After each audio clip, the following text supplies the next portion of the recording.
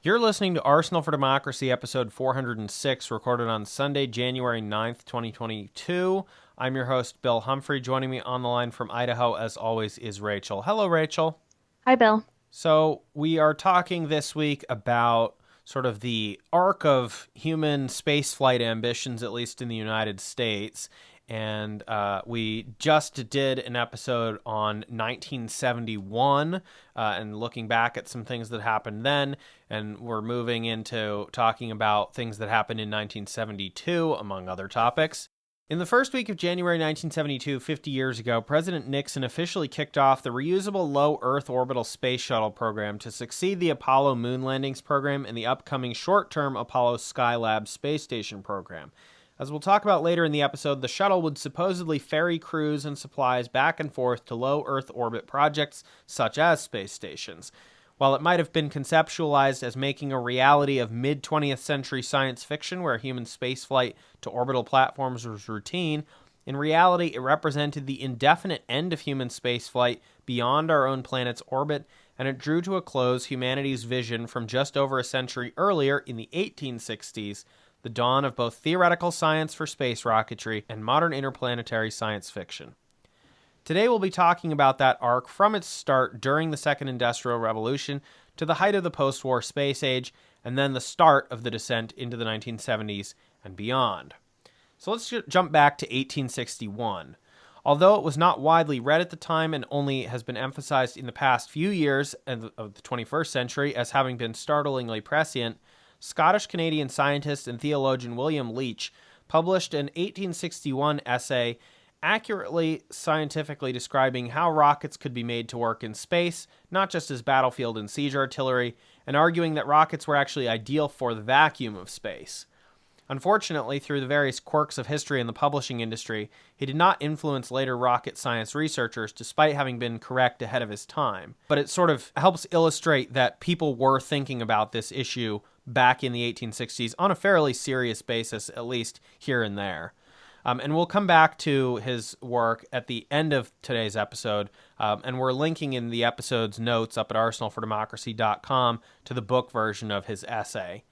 But the thing that really starts to influence people because of how widely it was read was, of course, in 1865, the book From the Earth to the Moon, A Direct Route in 97 Hours, 20 Minutes by the French author Jules Verne, who imagined a near-future United States after the recently ended American Civil War, where a society dedicated to the design of weapons attempts to build a massive cannon that can launch a manned capsule at the moon from central Florida.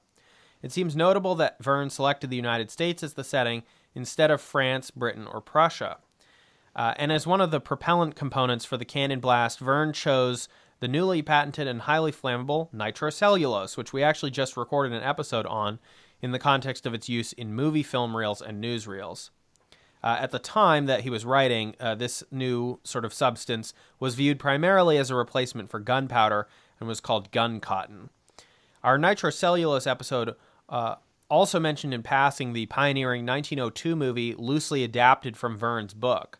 At the time, both in the 1860s and at the start of the 1900s, it was not well understood how spaceflight could be achieved, and in his imagination, and the imagination of many inspired by his work, cannons seemed to be the direction that things were headed before the rocketry era began.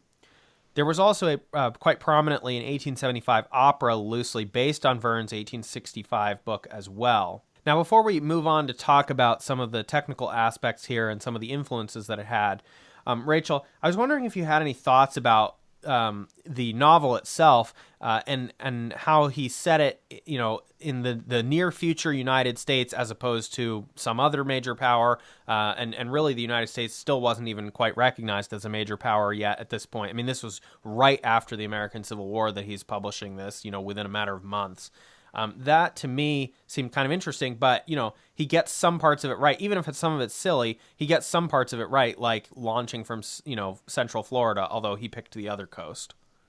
Yeah, that really stuck out to me, the Central Florida bit, because famously we do a lot of our space launches from Central Florida. I also think maybe he had an idea of the American character at the time. Even though it was post-war and we were pretty immiserated at that time, I think French-American relations as they were, um, the French recognized the American character as like kind of a pioneering spirit, an adventurous spirit. So I think he kind of picked that up and wrote that into his book, because that pretty much was the American character at that time. Yeah, so the issue of how to get into space was obviously kind of all theoretical at this point. And like I said, Jules Verne, his idea was that this was going to be a massive cannon, a super cannon.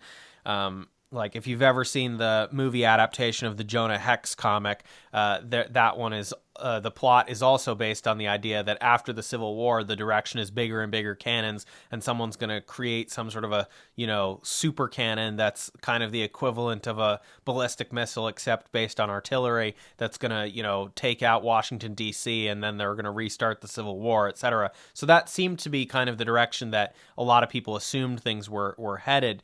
But in fact, there were also people who were taking that sort of rockets direction. And of course, as I alluded to earlier when I was talking about William Leach and his sort of theories on rocketry, people were definitely familiar with rockets, even if they didn't fully understand how they worked or how to make them work ideally. And these had been in use for various purposes, whether it was like just kind of spooking people or battlefield illumination with flares and things like that, or actual like artillery rockets, on the battlefield or in sieges. And these were being used in India and certainly then by the British, who actually took a lot of their ideas from what was going on in India. And so there were people who were kind of theorizing in the direction of rocketry rather than cannons, which is the direction that things end up going. So allegedly, the first liquid fuel propellant rocket might have been lab tested as early as 1895. However, the person claiming to have done so did not publish any of his claims or research until 1927, which basically means that he was either lying or at a minimum had zero influence on the field if he wasn't lying, and didn't really have any influence until after that 1927 publication, at which point rocketry as a field was already in progress because other researchers were publishing a lot on it after World War I. And interestingly, although a Russian school teacher had published some practical theories on the technology of rockets for the purposes of going to space back in 1903, it also gained little traction until later, presumably because of the chaotic situation inside Russia beginning in 1904, and because nobody apparently bothered to translate it and get it to a wider audience that understood the implications. So in fact, the field of research into this kind of rocket became serious just after World War I, as we'll talk about later. And the first known field test of a liquid propellant rocket was in Massachusetts in the United States in 1926. Now, Rachel, here's another thing that I noticed that was sort of interesting, which is this recurring theme that various people were trying to work on and even publishing in some cases their ideas on this. And it just, the publishing industry sort of managed to choke off a lot of this, which could have potentially made some progress earlier than it did. I mean, maybe some of the technology just simply wasn't ready at the time, but we have this Scottish scientist, we have this Russian teacher, and because of sort of their ideas not getting widely disseminated because of how they were published, it ends up kind of not helping the field advance. Yeah, that's really interesting how that happened. Just kind of the chances that it could have been seen widely and adopted, but it just didn't happen that way. It's very what if sort of situation. Yeah, so the guy that ends up testing that liquid propellant rocket in 1926 in Massachusetts is Robert H. Goddard, who becomes very hugely important to rocketry and American space and everything. And he was inspired by H.G. Wells, although interestingly, I guess not really so much by one of the space-related ones. I guess it was some other science fiction thing. But in any case, H.G. Wells took a sort of more loosey-goosey approach than Jules Verne had. In 1900 and 1901, he published The First Men in the Moon, sort of a similar concept to Verne's book. But this one just imagines a fictional anti-gravity material. It kind of hand waves away the pretenses to hard science in favor of a more fantastical narrative. And that was kind of a popular thing at the time. I mean, there was a long period where people thought that like Mars was inhabited by these very advanced underground civilizations that was building canals all over Mars. That was like a widespread belief for a while. And Wells was like pretty influential on people like Goddard, who, from a very young age was working on some of this rocketry stuff. And it becomes important, as I said, after World War One, and you get this sort of flurry of activity in the interwar period. And we're going to keep coming back to that periodically as it becomes relevant while we're talking about some of this stuff. And so we'll circle back to Goddard as well later on in the episode when it comes back up. But what were some of the other things that were happening in this interwar period, Rachel? So there were a number of interplanetary societies popping up. So the first one was the American Interplanetary Society, and it was founded in 1930 by science fiction authors, which I think really goes to show kind of the marriage of the vision of science fiction and the reality of people trying to make this happen. The members conducted rocket launches in New York and New Jersey in the 1930s, and they were using this liquid-fueled rocket engines powered by liquid oxygen and gasoline propellants. And later on, they became the American Rocket Society, and they pioneered this kind of liquid-fueled rocket engine. And this was adapted from the German Merak rocket. You can see a picture of that online. It's an unmanned rocket, obviously, at this time.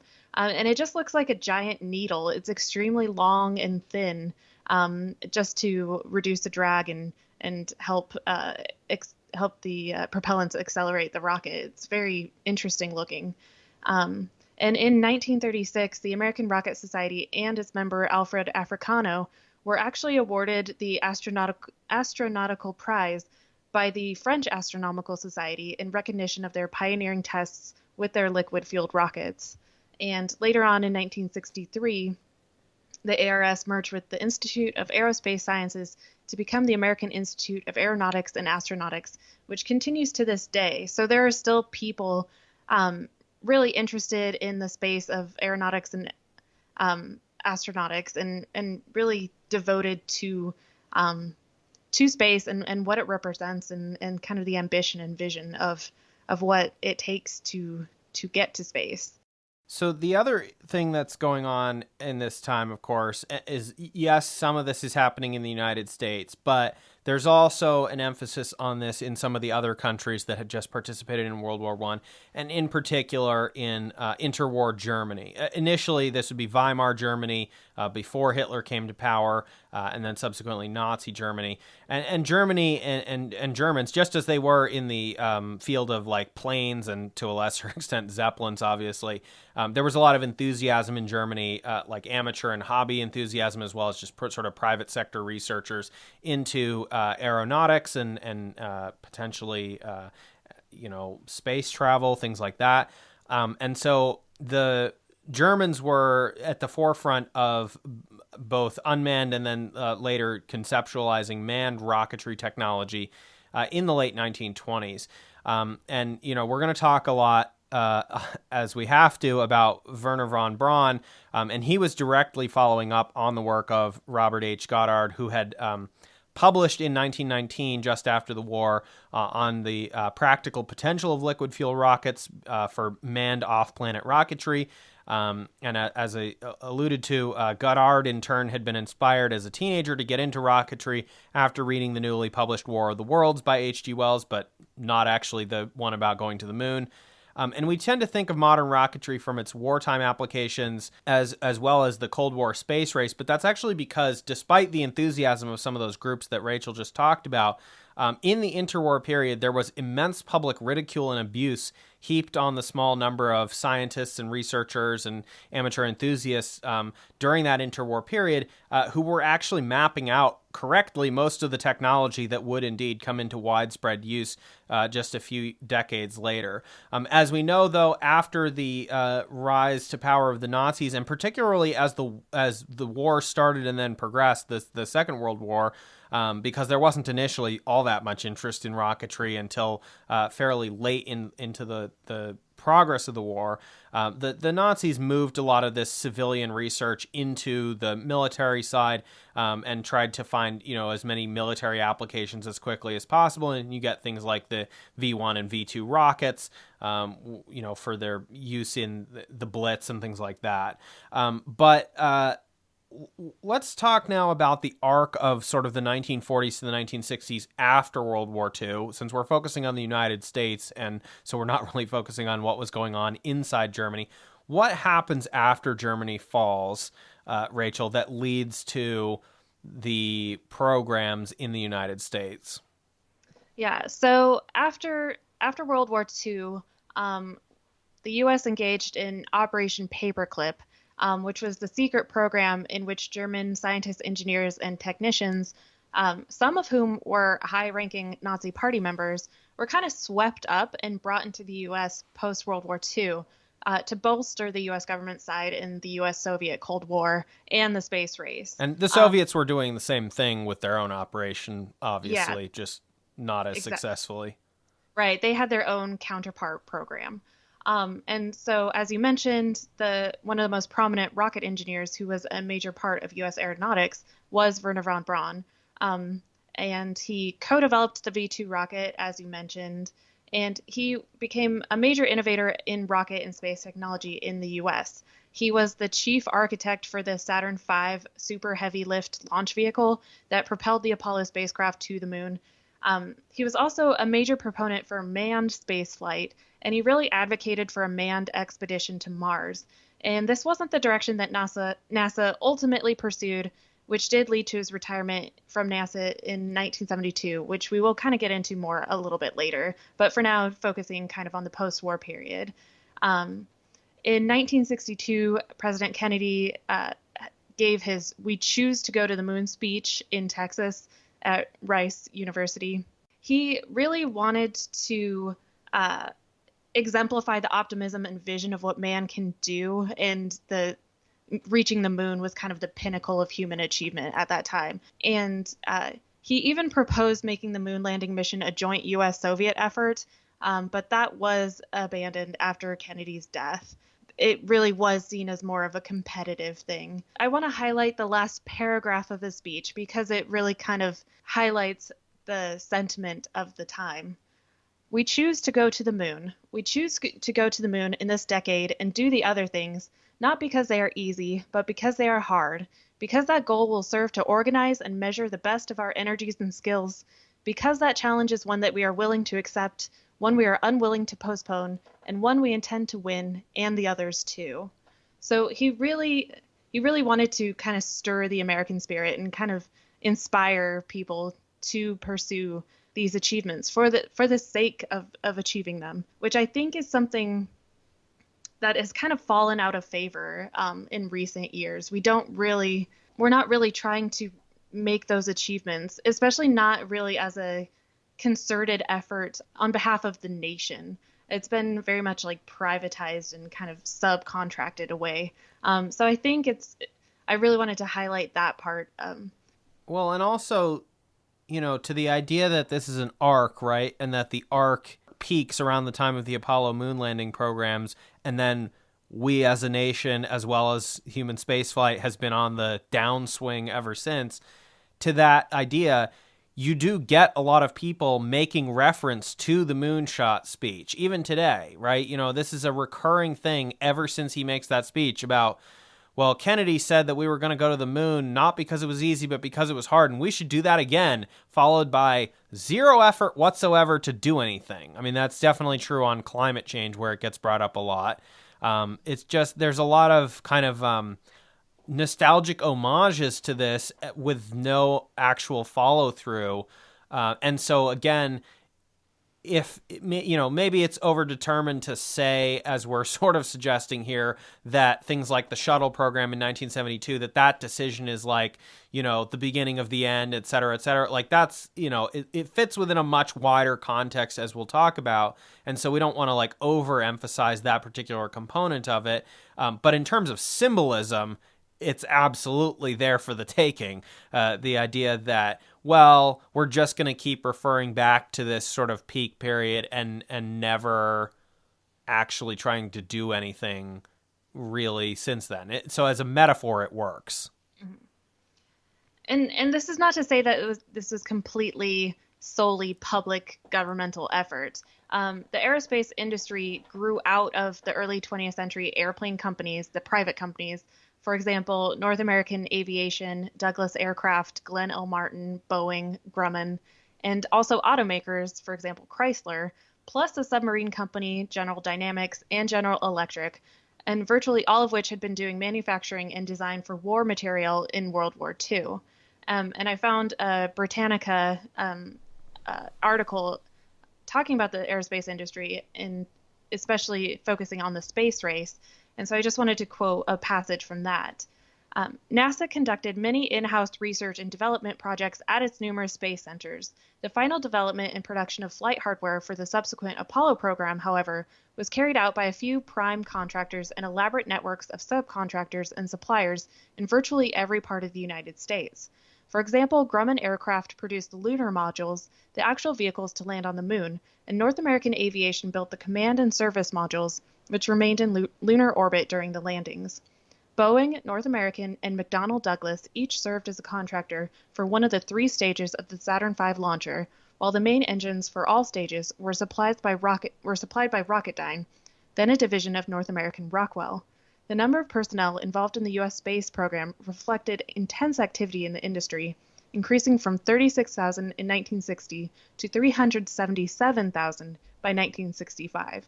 So an intense effort on the part of both public investment and also private industry and innovation and research and development.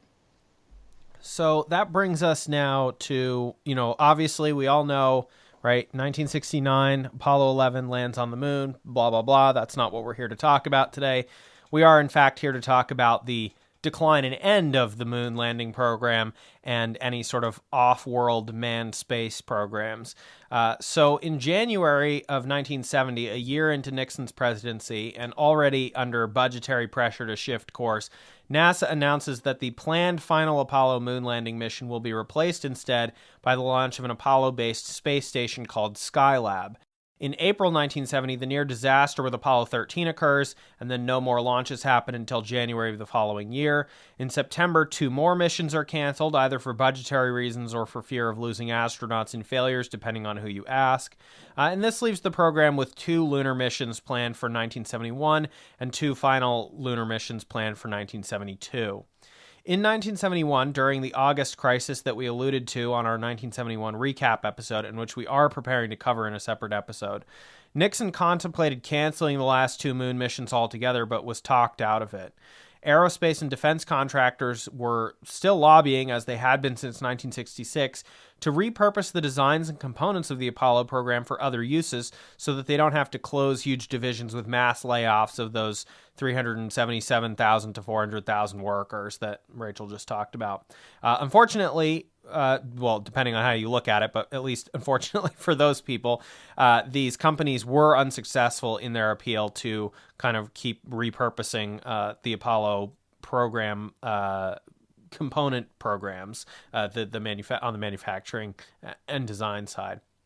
And that brings us to January 5th, 1972. The Space Shuttle program officially began, or at least, it was formally announced. They had kind of decided to do this or back in like 70 or 71, and they'd been looking into it for a while. But this was the big Nixon decision that gets made, and then they asked Congress for the money, etc. And how was this pitched? Well, originally it was pitched as a reusable space truck to take as yet hypothetical space station construction materials into orbit, beginning in the 1980s. So not talking about the Skylab space station, but some future potential space station. So kind of very weird that they were coming up with this reusable shuttle thing for to be used on a project that did not exist yet and had not been planned, as far as I'm aware. And they weren't going to have that up and running until the 1980s either, so quite a while. And then also it was sold to Congress at the time as well, and surely this space shuttle program will be replaced in the 1990s by something better. And of course, as we know, that did not end up happening, and the program simply sort of limped on until it ended in 2011. At the time that this was announced, even before it was actually realized, There were a lot of valid technical criticisms of the shuttle program, as well as more philosophical criticisms about the narrowed horizons, which is something that we've been coming back to throughout this episode. And perhaps it also represents an inevitable rollback of American government aspirations amid the emerging crisis of the 1970s that was starting. And, this marked the beginning of that long decline to present for the United States. And that is, as I said, something we'll talk about in a separate episode to come. But if nothing else, there's also the sort of petty considerations, which is that the moonshot had been closely associated politically with Kennedy and Johnson. The Republicans had been trying to cut NASA spending for years before Nixon made the decision to go with the shuttle. And the 1972 shuttle decision really came in the midst of an overall 3-year reduction of federal budget deficits relative to GDP, and during the decades-long run of fairly steady reduction in federal debt to GDP ratios since the end of World War II that didn't come to an end until Reagan and all of his defense spending bonanza. Now, of course, the numbers that they were talking about in terms of cuts and things like that at the time, that would really just make us laugh today because of how small it was. But at the time, this deficit stuff was a sort of fixation in the government, and we will circle back to that in a separate episode. But I'm just sort of throwing out potential reasons in various directions for why the sort of interplanetary focus gets thrown out in favor of just this much more sort of limited and narrow scope reusable shuttle program to go to low Earth orbit. Another thing that obviously has to be considered is that this decision came amid the Nixon-Brezhnev détente negotiations that followed the U.S. winning the moon race in mid-1969. Strategic arms limitation talks began in November 1969 and would conclude with a first treaty in May 1972. In April 1972, as a side effort, the U.S. and the USSR agreed to an Apollo-Soyuz link-up mission in orbit around Earth, which did take place in 1975 under President Ford. In both the U.S. and the USSR, the moon race had, of course, always been kind of a publicity flourish on the development of increasingly sophisticated, deadly, and costly intercontinental ballistic missile systems, which are, as listeners probably are aware, just unmanned space rockets that don't go very far into space before they come back down with a big boom. So, Rachel, I think it's interesting here. I mean, there's a lot of potential reasons that this decision gets made. Do we view this in it, sort of its technical aspects, or do you view this philosophically? Maybe they didn't realize the decision they were making. Maybe this really wasn't supposed to be kind of the end, but effectively it was. Yeah, I feel like there's always kind of been this back burner intention to go back to the moon, but it just kept getting kind of put off and put off and put off. And then the Space Shuttle program is kind of an alternative to that, where you can just shuttle things back and forth and cut the costs through kind of more of this reusable program. You can shuttle supplies back and forth. It makes the per launch costs go down, which we'll talk about later. Just kind of, I guess, kind of switching to more maybe of a pragmatic sort of viewing instead of kind of more of an ambitious, visionary type of view of what space is or what space could be. So it's kind of interesting. I do see it kind of more on the philosophical, like it's kind of cutting away kind of the vision to something a bit more quote unquote useful, although how useful it actually was, we'll discuss soon. Well, and so that's another interesting observation, because the other thing that happens in 1972 related to this decision is that on May 26th, Wernher von Braun finally does retire from NASA after decades of service. And critically, it's important to note, he did not retire because he disagreed with the low Earth orbit work, building space stations, constructing things in space around Earth, because he had actually been advocating for that the entire time, right? Originally, the idea, before they sort of moved up the timetable for getting to the moon and had to go with the direct launch approach, where you just take off and fly there, pretty directly. I mean, you might loop around the Earth to get some speed, but other than that, you're not hanging out in Earth orbit before you go to the moon. his sort of big idea is, originally was, yeah, well, of course, we're going to have a space station orbiting around. There's going to be artificial gravity on it, by having it rotate. We're going to, use this as the staging area because it's a lot easier to put things together in the weightlessness of space rather than assembling it all on Earth and then having to put a gigantic rocket engine and tube underneath it to, launch everything all at once. So he didn't necessarily have an objection to that, but he resigned from NASA and retired because he wanted manned interplanetary missions to places like Mars, and that wasn't in the cards anymore. That just wasn't part of the program. It was going to be just this low Earth orbit space shuttle in terms of manned missions, and then everything else was going to be these unmanned probes and so forth. Exactly. Yeah, I think he kind of was disappointed in kind of the lack of ambition, or kind of the pivoting away from exploration and seeking out new and bigger things to accomplish instead of just kind of doing the same thing over and over again. Well, we've talked about some of the philosophical criticisms of the reusable space shuttle program, but as you said, Rachel, there were some pretty immediate and then subsequent to its actual implementation, pretty severe criticisms in practice from a technical standpoint of the reusable shuttle program. So even if this was always intended to be some sort of temporary measure before we returned to some future glory, what actually ended up happening with it? So it was originally planned, like you said, kind of a space truck, and it was meant to launch once a week. So this was supposed to lead to lower per launch costs from amortization. So research and development costs were going to be recouped through increased access to space, multiple runs, kind of the economies of scale. But this was a huge failure. They only achieved 135 launches, including 2 major failures from 1972 to 2011. Launch rates reached a peak of 9 per year in 1985, but they only averaged 4.5 for the entire program. So that was like their big selling point, and they just like massively failed at this. Another big technical aspect was that maintenance costs were exorbitant. The shuttle had 35,000 thermal protection tiles, and they needed inspection after each launch. And the tiles were designed to fit in one particular slot on the shuttle. So we've talked before about interchangeable parts leading to lowered costs. This was like the complete opposite. So there had to be 35,000 specially designed thermal protection tiles. So if a tile needed replaced, it had to be a very specific tile that replaced it. Another aspect, to make the program more attractive to Congress, contracts were awarded to companies spread across states to kind of appeal to many different Congress people, saying we'll bring money into your state.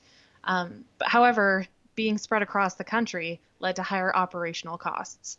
So again, what was meant to be cost cutting just did not happen. There was a pressure to launch frequently, I guess frequently being a relative term, because they only achieved 4.5 launches a year about. This pressure to launch frequently led to less focus on safety, and it was called go fever by engineers. And this aggressive launch schedule arose during the Reagan years to rehabilitate our like post-Vietnam image, to kind of bring prestige, like, look what we can do. We can launch our shuttle multiple times a year. And so there was definitely kind of a less of an emphasis on safety versus speed.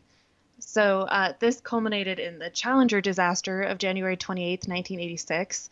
And there was also a lack of communication between engineers and upper management. So even if the shuttle had like warning lights and diagnostic alarms, there just wasn't a lot of communicating of that from the engineers to upper management at NASA.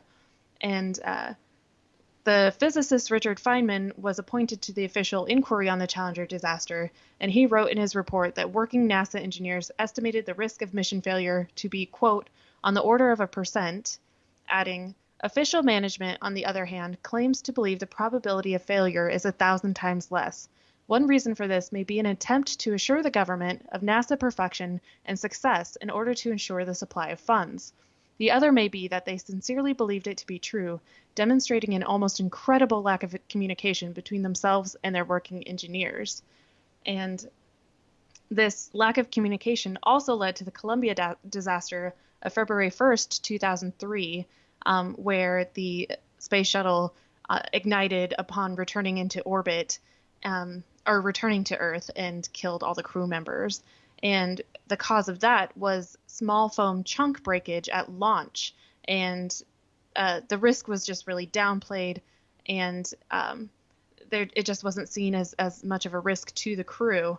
And also, there was that lack of communication between engineers who oversaw the day-to-day operations and management, and just kind of the multi-layered, complex bureaucracy really prevented these communications from happening. And so it led to two pretty significant failures, and cost the lives of crew members, both on the Challenger and the Columbia. Now, we've talked a lot about, not only the technical aspects, but sort of the philosophical debate around the shuttle program and whether or not this represented sort of a metaphor for American decline and restriction of vision and so forth. Now, to be fair, plenty of people argued, on the other hand, that sophisticated robotics and other technological improvements meant that unmanned missions made more sense, even if they were less inspiring. They're obviously, it's a lot easier to send a probe out in a rocket than having to design a capsule to keep people alive. So you have incredibly demanding constraints and much higher dangers involved with manned missions.